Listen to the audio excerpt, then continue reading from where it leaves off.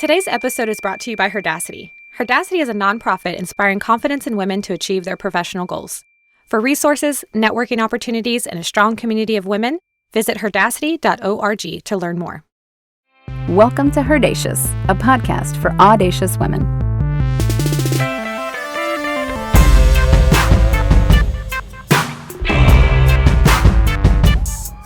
Welcome one, welcome all to HERdacious, the podcast for audacious women looking to make some career moves. And HERdacious is the podcast to help you do it. My name's Lorelei, and I'm the happy host of the show. And today we're going to be talking about the effect of negative self-talk on our confidence. Now, to positively support us in this conversation, I have a leadership coach and professional speaker, the founder of S. Stutzel Coaching, Susan Stutzel. Hey, Lorelei. Thanks for having me here today. So exciting to be here and speak with you and your audience about confidence. Yes, it's exciting to have you here. To kick off this confidence conversation, give us a baseline on self-talk. What is it? Is it a good thing, a bad thing, a neutral thing? Great way to start off the conversation. Our self-talk is really that internal monologue that is running in our minds all of the time. I love that. Is it good? Is it bad? Is it neutral? It can be all of that. I sometimes think it's not necessarily good or bad, but it is. We all have that running dialogue in our minds going. And so listening to it and recognizing it, that's where we can decipher, is it good or is it bad? Is it helping us? Is it helping us grow and be who we were created to be, or is it holding us back? And how can it affect us? It can affect us in great ways by helping us to grow if it's positive and it's growth minded, but can also affect us in really negative ways by holding us back to reaching our full potential. It can cause fear, it can cause anxiety, it can have some really negative impacts on our mindset and on our lives. All right. How do we identify if we as professionals, as individuals, are participating in the negative side of self-talk? You know, it's interesting that as humans, we're actually really prone to negative self-talk. We tend to hear things and to process things in sometimes a very negative way, kind of the worst case scenario type, it runs in our minds. And so especially with people that might be, prone to depression or anxiety, having that negative self-talk can really be destructive in how they live out their lives, in steps that they take forward or don't take because of that ongoing narrative. And so I think of that self-talk as the story that we tell ourselves. And when we tell ourselves a story over and over again in our minds, we get to a place where we really believe it. Yeah. And we can identify that by really listening in and capturing those thoughts and determining as we do things and as we play out our professional lives, are there areas that we're not stepping into our fullest potential and not really being who we are because of that negativity, because we're telling ourselves the story that maybe we can't, or maybe we shouldn't, or maybe we aren't good enough, and that's holding us back. So identifying where we're really limiting ourselves and reveal where we have that negative self-talk. How do we start to identify whether we are participating in negative self-talk? We can identify it by noticing just how we speak to ourselves, paying attention when we're in challenging times and challenging situations, what that voice is telling us. For example, I have a client that I've been working with to really gain confidence in where she's at, and she's been telling me that she really struggles in meetings and being able to speak up and speak out in those meetings. And so one thing that she started to do is after the meeting, kind of think back through that time and where she held herself back, where she paused, or where, she didn't speak out where maybe she could have or wanted to, and really start to notice what her thoughts were at the time and notice how she feels about herself after that meeting and after how she portrayed herself, to identify that negativity and where it's affecting her in her professional life Because by identifying it, that's the moment and that's the point where we can really take the action and turn it around. So we can start journaling our internal monologue. That's one of the ways. Absolutely. Journaling is such an effective way to just start jotting that down. And that is one thing that if we do that on a daily basis, we start to see trends. We start to see some commonalities, some similar situations where it's happening and what that voice is telling us, so that then we can make the change. Give us some examples of how negative self-talk shows up in our professional lives. So often for women entrepreneurs or women high level in business, what I hear is, I have this idea, but I can't start a business. I don't know the first place to start, or I'm not good enough to do that. So I'm just going to stay where I am. And so it shows up in those areas where we limit ourselves. When we're saying, I can't, I'm not, I don't, that negativity, those are the words that really identify that's where it's negative, that's where you're holding yourself back. Long term, that has such huge impact because of the trajectory that we maybe want to make. But when we tell ourselves that we can't or we don't, we limit ourselves and stay where we are. We hold ourselves back because of the story we've created in our heads. I can't do it. I'm afraid. I'm not good enough. Absolutely. Yes. That keeps us from really living out our fullest potential. It stops us and it holds us short from where we really could be and where it could go. That self-talk, when we listen to it and we start to journal what we're hearing our story in our heads tell us, we have to listen and say, is it encouraging me or is it criticizing? Is it positive or is it negative? And when we listen to that and recognize that, that is where we can determine where it's negative, where it's holding us back, and then notice where we can actually make it work for us instead of against us. I mean, our effectiveness as a leader is one in the space between our ears. Oh. And when we can control that, we can do anything we want to. Oh my gosh, I love that. You got to control the narrative that you're telling yourself because, I mean, what we think becomes our reality. Absolutely. Absolutely what we think becomes our reality. So we have to be intentional about the story that we're telling ourselves and not let it just run rampant, not let that negative thought become planted and become a belief system.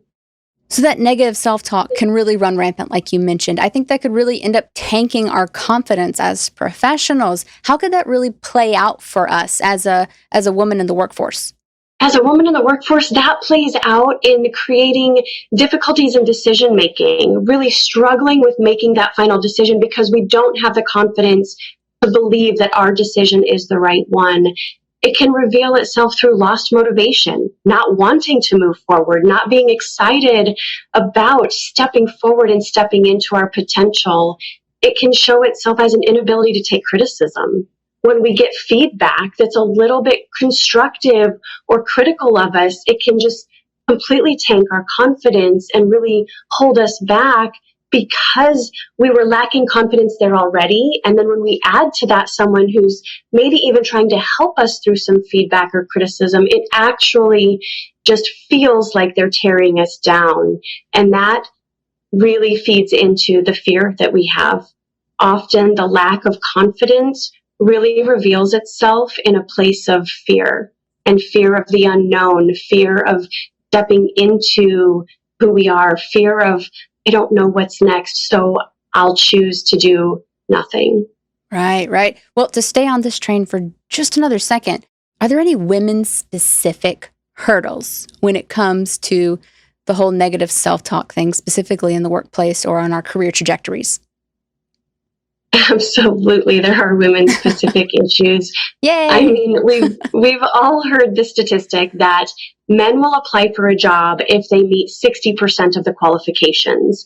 Yet a woman will feel like she needs to meet 100% or nearly 100% before she applies for that. Like, that is a drastic difference in the confidence level step into something that might be unknown. And I really believe that that stems from a lack of confidence, that as a woman, we want to feel really good about what we're doing. And we want to make sure that we can absolutely do the job before we even apply for it, which also I think holds women back that might be thinking about starting a business. If they're not sure if they can do it 100%, they might not even try, which I think is horrifying because there are so many amazing women running businesses out there that stepped into it before they knew they were 100% sure. But it takes that level of confidence. Another area that shows up is in comparison. I think as women, we compare ourselves to each other more often than we should, for sure. And I've often seen it played out in women comparing how they feel on the inside about something, how someone else presents themselves on the outside. That can be really detrimental to our success as women, is when we feel that insecurity, we feel that lack of confidence, but we're looking at someone else who's really what looks like killing it in the workplace. They may feel the same way on the inside, but look incredibly put together on the outside. And so we feel less than because of that comparison. Right. What's that saying, that quote, comparison is the thief of joy? Yeah, absolutely it is. All right. Well, to not steal anyone's joy in this conversation, we're going to take a quick sponsor break. We will be right back.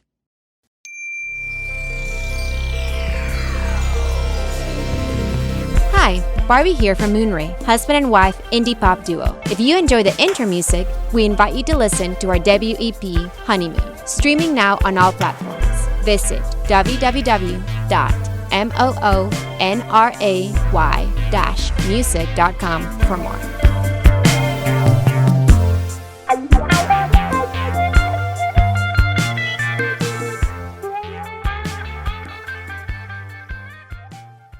And we're back talking with Susan Stutzel on how self-talk can affect your confidence in your career. Susan, where does all this negativity come from? Like you mentioned that we are hardwired to be a little more harsher to ourselves. Why? Great question. And it really stems from our childhood, which sounds a little bit cliche that everything goes back to childhood, right? Yeah. But there are statistics that say that on the average, by the time we are 17, we've heard the words, no, you can't, about 150,000 times. Whoa. But yet we've only heard yes, you can about 5,000 times. That's 30 no's for every yes. Holy cow, that's worse than sales numbers. It is. It's so negative. So when we're growing up with the constant, no, you can't, no, you can't, no, you can't, no wonder we doubt ourselves. No wonder we have that negative thought that says, oh, maybe I shouldn't try because I probably can't do it anyway. So that just creeps into everything. Everything. And that affects us in so many ways. Often when we hear and we use that language like, I can't, I'm not, I don't, it says that I am not in control, that I'm just a victim of my circumstances and not actually in control of my own life. And when we tell ourselves that story over and over, we give up the control and we say, I am a victim. However, when we choose to own our circumstances, to own our own path, and to own the power of change, that's where we can really make a difference and make that change because we have a choice. And when we own that and understand that, we can flip that narrative. And honestly, yeah, for me, as a child, I was told that I would never amount to anything. Oh, no. Over and over. And so I look back at that and go, you know what? I could have just lived out a life that was expected of me. I could have not really done anything special or anything important or anything that I was excited about doing. But I chose differently. I chose to seek the opportunities that I kind of made happen for me, that were in front of me. But you have to see them. You have to be open to that potential to see it and to figure it out along the way and maybe not have all of the answers, but say, yes, I can. instead of continuing with the no, I can't. Right. I mean, I believe that we can do anything we want to do. We can be anything we want to be. The I can't stems from a feeling of a lack of agency. And like you said, like when you hear no so many times, golly, you just have that drilled into your psyche. No, you can't. No, you can't. No, you can't. Yeah, there's so much negativity around us, and it does. It gets drilled in. So it really takes power of choice and power of ownership. We have to own who we are, and we have to own our choices so that we can learn from that and have the mindset that, okay, maybe I screwed this one up and really I couldn't do it. But if I choose more of a growth mindset and choose to believe in myself and learn from failures and setbacks and mistakes, but own those as my own, then we can move forward. And anytime that we do that, that's one more step in our confidence. That's one more block that we've built to stand on and move forward with. And moving forward is what we are all about. That's why we work on ourselves. That's why we are open to that growth mindset. So for those of us who have identified that we might participate in a decent amount of negative self-talk, what do we do to start changing that narrative from negative to positive, to taking control of the voice in our head? We flip the script. We change the narrative. And I know it sounds so simple, right? Much easier to say than it is to do. I recognize that. But first, it's really about understanding what that self-talk is saying to us, listening to that voice. Like we talked about at the beginning, noticing what we're saying in our heads and journaling that, keeping track of it, to recognize it, to see the trends, but then choosing what we believe instead. So overcoming those limiting beliefs, overcoming that negative self-talk is about choosing a different narrative. So whether it's a mantra, whether it's an affirmation, just reframing that belief so that we can choose what we believe. So if our current story is, I'm not good enough, I'm not smart enough, then maybe it changes to, with the right training and resources and support, I can learn what I need to know to create a life that I love. Awesome. And that is worth getting excited about. That is what can make all the difference in our life. And part of that, with the right training, means I can learn more. With the right resources means I have access to more that is beyond me, and the support. That goes to not only our family and friends that are our support system, but accountability partners. That is such a key piece of the coaching that I do, but also just any change that we want to make. When we have someone that we are accountable to and will help hold us accountable for making the changes that we've set out to do, for doing the things that we say we're going to do, that can make all the difference in truly living out the life that we're intended. And those accountability partners, they don't have to just be a professional coach or maybe a counselor. They can be, anyone, a colleague, a peer, even your child, right? We wouldn't ever let our children speak to themselves the way that we sometimes speak to ourselves in our brains. Exactly right. It can be anyone. And I have a good friend that we've set up, and we have certain times that we call each other, and we call them our accountability check-ins. So yeah, we're not paying each other for it. We are friends that might ask each other how we're doing anyway, but we set certain times that we truly just check in about our businesses and about the changes that we've said we're going to make, the goals that we said we're going after. And so the important piece of accountability, though, is asking someone specifically, whether it's a family, even like you said, a child, or whether it's a coach, hold you accountable, really being open to that feedback, right? So asking about that and being open to hearing them say, hey, here's what I'm still seeing, or, did you do what you set out to do?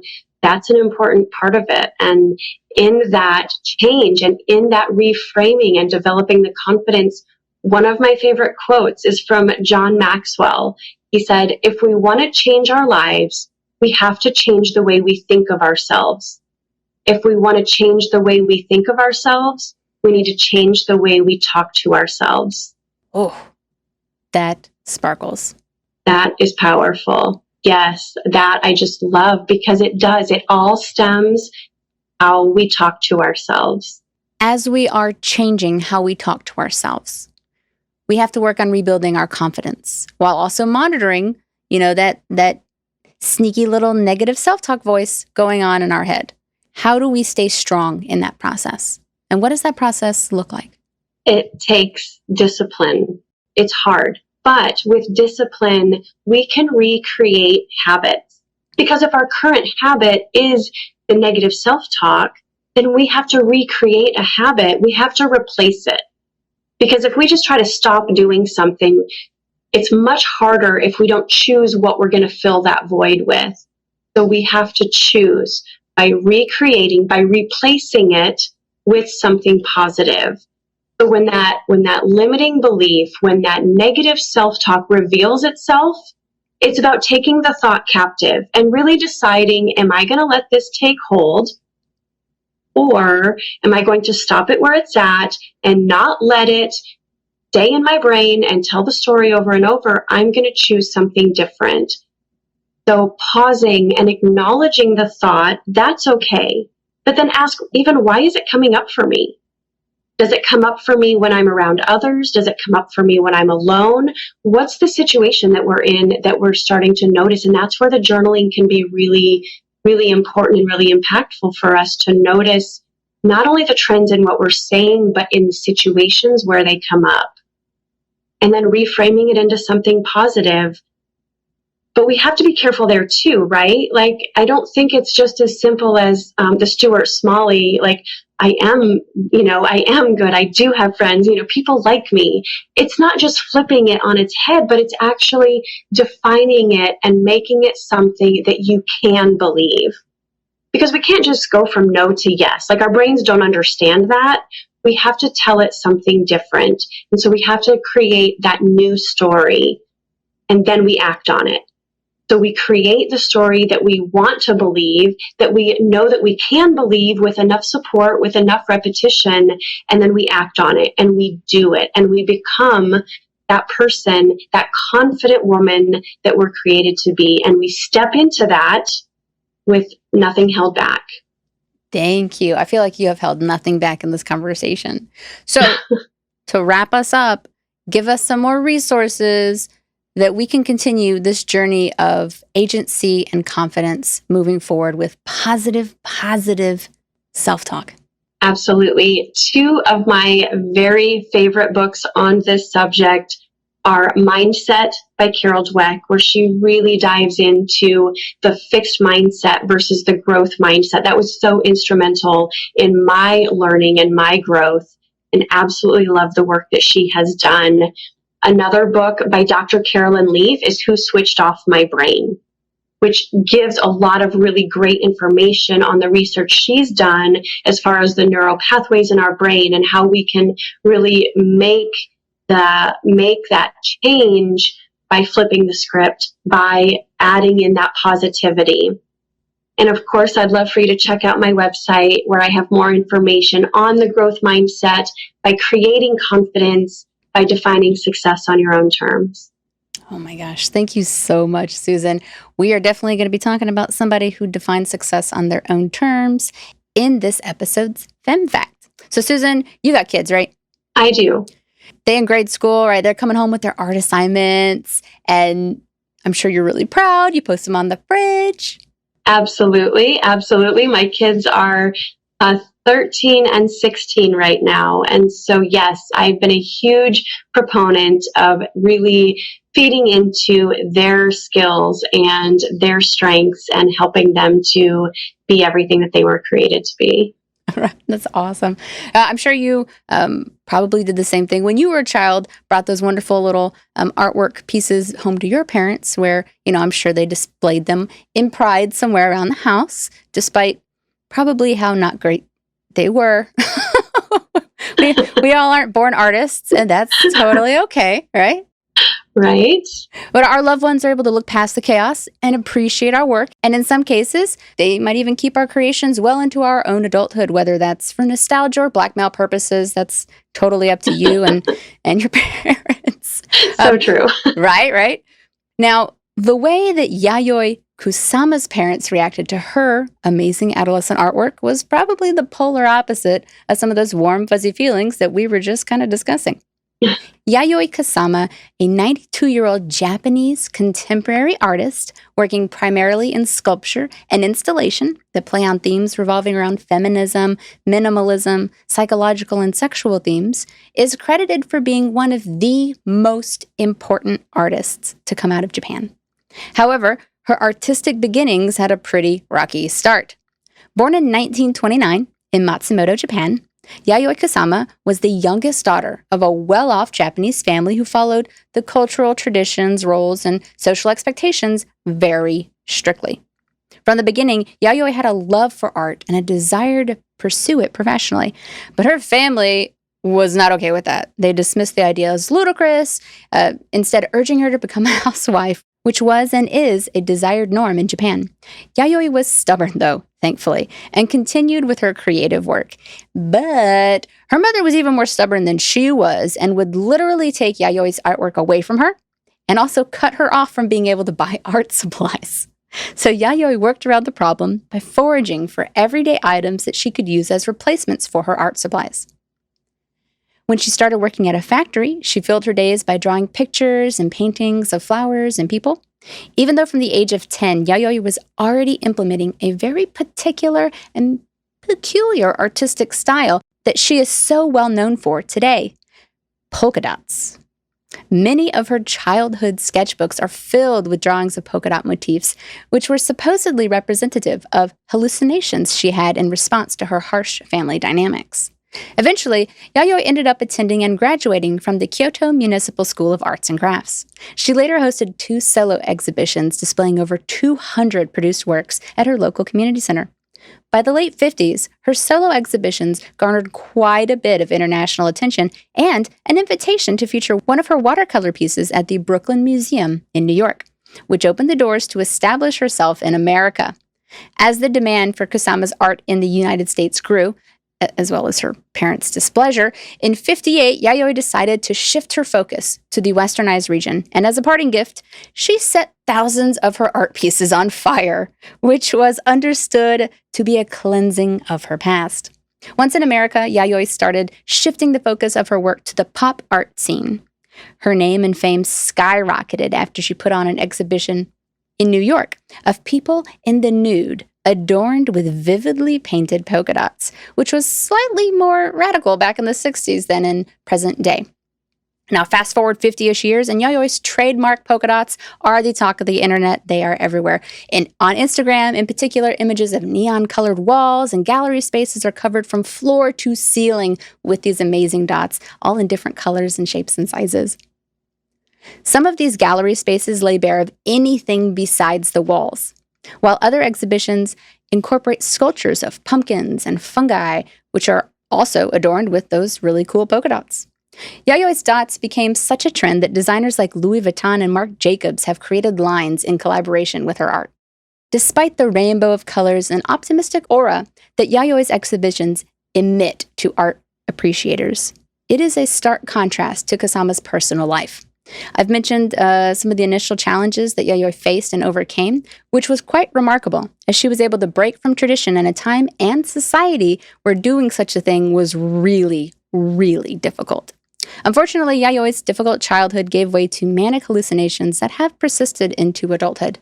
In 1977, Yayoi decided to get help in managing her symptoms and voluntarily checked herself into a Tokyo psychiatric institution that she now considers home. With her art studio nearby, she is able to channel her haunting visions into fabulous artistic creations as her own personal medicine and as a gift to the world. In 2017, the Yayoi Kusama Museum was opened in Tokyo. If you ever get a chance, please send us pictures. With ingenuity, a sincere devotion to pursuing her dreams, and in defiance of cultural and social norms and the naysayers, Yayoi Kusama has become one of the most successful female artists of all time, even claiming the highest auction prices for any living female artist. Yayoi Kusama came from nothing and dominated absolutely everything. And that is the power of Femme determination. Susan, I really appreciate you helping boost our confidence today and helping us flip the script on that negative self-talk. I think it's going to go a long way. Oh, I hope so. It was so great to be here and such a needed conversation to have. Yes, indeed. Now, y'all continue the conversation on the interwebs. Visit our website, HERdacity.org. You can send me an email, HERdacious@HERdacity.org. And do, please, share this podcast with a femme friend who might want some support on her professional journey. Until next time, I'm Lorelei. This was HERdacious. Remember to stay determined on your journey forward and ignore all the haters. Because haters gonna hate and women gonna win.